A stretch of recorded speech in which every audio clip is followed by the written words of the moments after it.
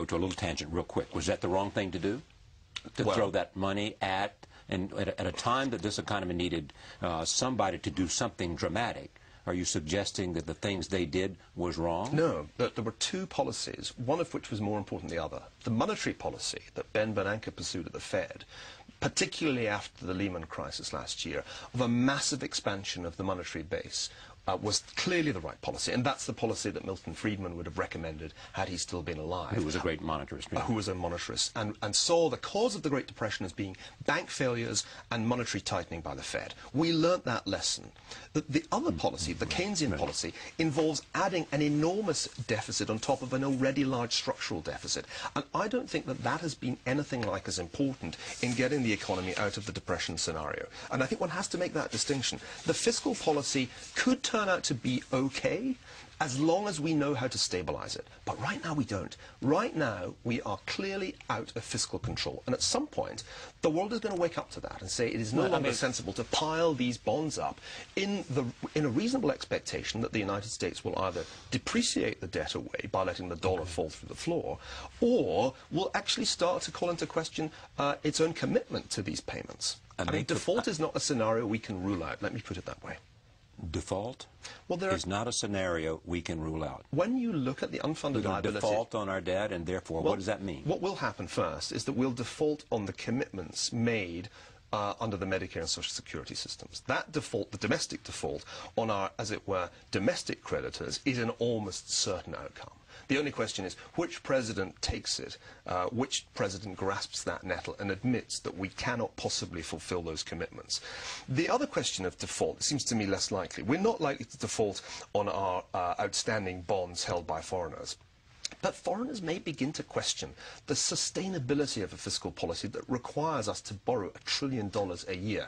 And what they'll do when they do that is that everybody believes that. Everybody, wait, stop. Everybody believes that you cannot continue at the pace we're doing. Everybody agrees with that, but they do not necessarily assume that there are not policies and actions that can prevent the disaster of default that you are arguing are inevitable. Of course there are. For example, the United States could introduce a value-added tax or a federal sales tax. But can you imagine this Congress doing that? Well, I don't know. It depends it depends on the options they look at the time. So let's, you've got people like Roger Altman coming on this program saying they're going to have a value-added tax. If they look at the thing and Niall Ferguson is saying to them, this is a disaster you face, perhaps they'll say, thank you, Neil, maybe we better do something, and they'll add a value-added tax. Maybe they'll begin to believe that you got to change the taxing policy. But you remember Winston Churchill's great observation that the United States always does the right thing when all the other possibilities have been exhausted. I feel we're doing that now in the realm of fiscal policy. And the reason I mentioned default is not because I think the United States is going to turn into Mexico or Argentina overnight. Well, you almost suggested that earlier. Let me make this point really clear because it's absolutely crucial. In order to persuade investors to continue to buy US government bonds, we will have to offer them a higher interest rate for their money. Now, when that happens, the bonds go down in price, the yields go up, our fiscal crisis immediately gets worse because the cost of servicing this vast $10 trillion debt goes up. That's what worries me most, because what you could then get is a situation where real interest rates go up, and that's crippling for a heavily indebted economy, just as it's crippling for a heavily indebted household. That's why I worry about Buffett's bet. That's why I think the US could find itself slowing down in 2010-11, not speeding up. Who do you know that, of note, from whatever background, academia, government, Wall Street, believes exactly as you say? Let me name just one. Okay, just name one. Ken Rogoff, oh sure, he's coming down here on this program Harvard, this week. Has just published a book. I know, but he comes from the same place, yes. Well, he comes from the same university, but I wouldn't say he comes from the same place. He's an economist, a very distinguished economist who used to be at the International Monetary Fund. He and I think in very similar ways about this problem, to name but one. I think if you were to ask George Soros, is he optimistic about the outlook for the United States, you would get a very pessimistic reply. So what about Paul Volcker, who's a distinguished American? I think former chairman of the Federal Reserve. I think, if anything, he is more pessimistic than the two people I've just mentioned. Of course, it's hard for him to express publicly his disquiet because of his official position. The Obama administration is just wrong-headed. No, listen, I don't want to criticize some very clever individuals who are grappling with a huge historical Larry problem. Summers, Tim Geithner, Larry Summers, my Ben former Bernanke. boss. These are some of the smartest people, Christy Roma, some of the smartest people in the world. Austin Goolsbee. I have huge regard for all of them. So therefore, what's the difference in them and you? The people who have the power. What's the difference in the people who have the power? Charlie, they don't have the power. They don't. The Congress has the power. That's what people don't seem to understand about the situation we're in. Right now, the president proposes, with his clever advisors helping him, but Congress disposes, and it will be Congress that decides whether the healthcare bill ultimately adds to the deficit or does not. But are you suggesting that if they halve the deficit in 4 years, that's not putting us on the track to a balanced budget, if they continue that kind of progress? But it's not, because their numbers, their 10-year numbers that they published in the budget, don't put us on course for a balanced budget. They put us on course to carry on borrowing $1 trillion a year as far as the eye can see. And that, it seems to me, is a recipe for trouble. Because there comes a point, and this is one of the lessons of financial history, there comes a point when the international markets simply can't take anymore. And what's interesting about this is it's non-linear. It's not that people gradually lose faith in the creditworthiness of a country or gradually lose faith in a currency as an international reserve currency. It can happen quite suddenly, that expectations change. That's what the British experience tells you.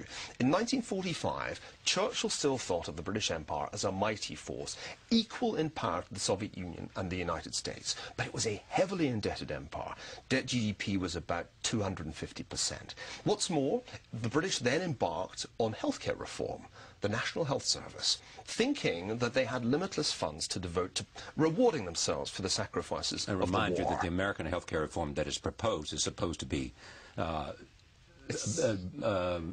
deficit neutral. Yes, we'll see if it really is. I'd be impressed. But here is the idea that nobody thinks that America is that the world order is changing.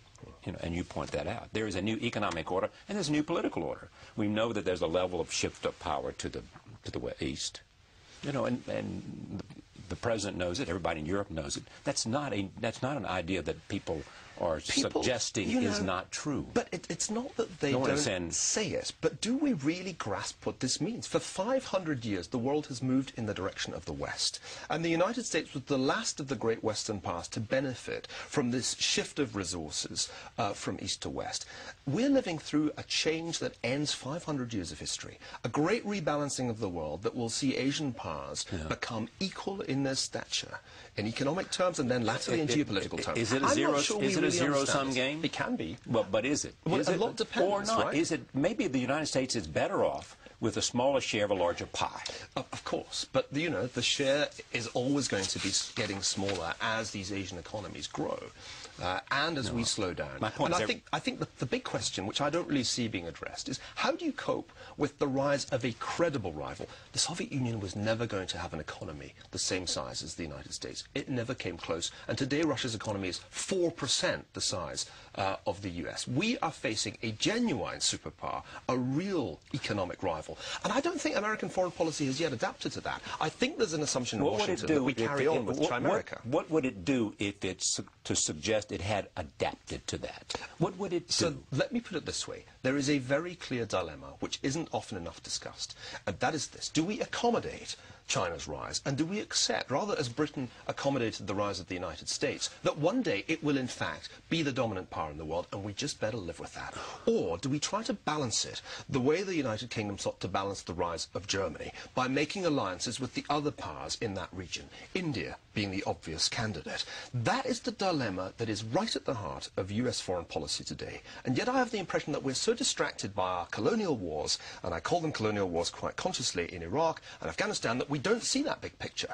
The Chinese see it very clearly, and at least one of the superpowers in this game is thinking in the right kind of terms about the way the world is going, both economically and geopolitically. Niall Ferguson, whose book now in paperback is called The Ascent of Money, which is also the title of his documentaries. Thank you for joining us tomorrow night. Former Vice President